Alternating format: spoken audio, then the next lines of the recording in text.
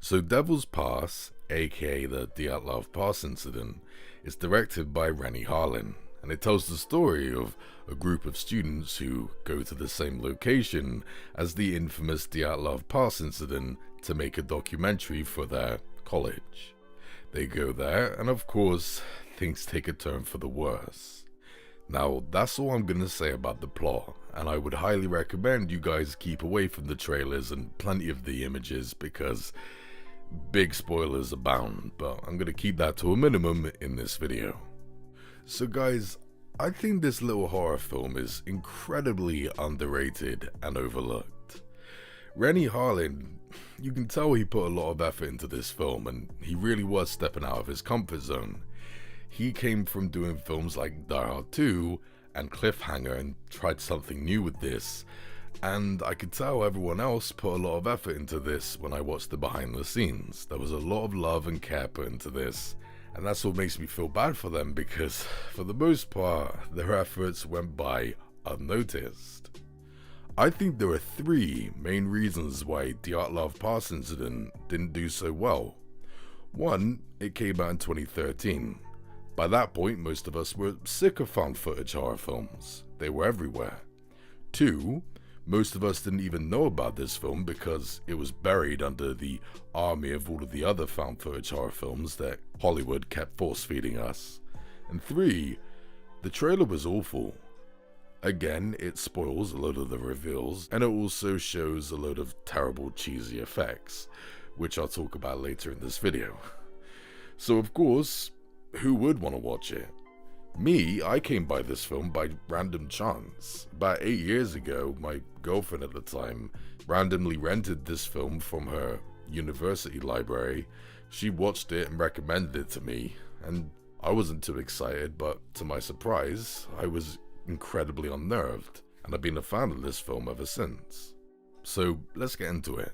First of all, I like the characters. It actually does make sense why they would keep filming despite all the crazy shit that's going on. None of them are stupid, they're not put there to be sexualized or killed off to rack up a body count.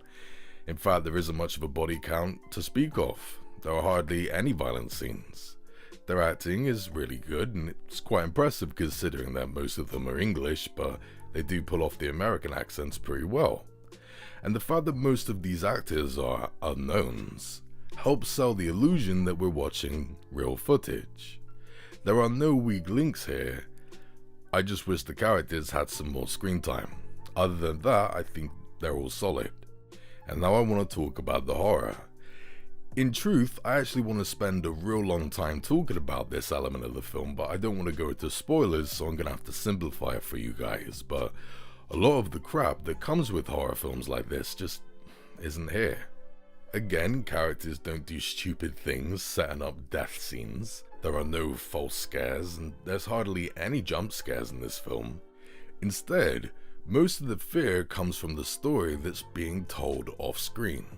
All I'm gonna say is, sometimes if you pay real close attention to the background, you are gonna see some little pieces of the puzzles being shown to you.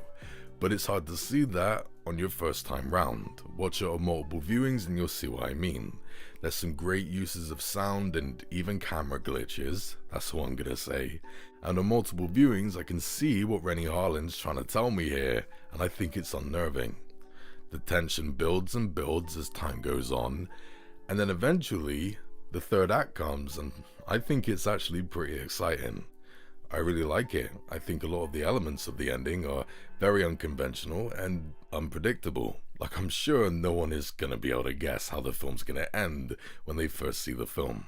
I also like a lot of the in-jokes and double meanings that are spread throughout with certain lines. I don't want to go into spoilers, but some characters will say some pretty innocent things, and then once the reveals come and you rewatch the film knowing what's going to happen at the end, you're going to be able to see the screenwriter giving you some nudges and winks. I just dig it. However, to a certain extent, I totally see why loads of people have problems with this film. Although I do like the third act, there are some very iffy effects. There are loads of random little things that should have been removed, like someone swinging a chain around for some type of fight scene. Okay.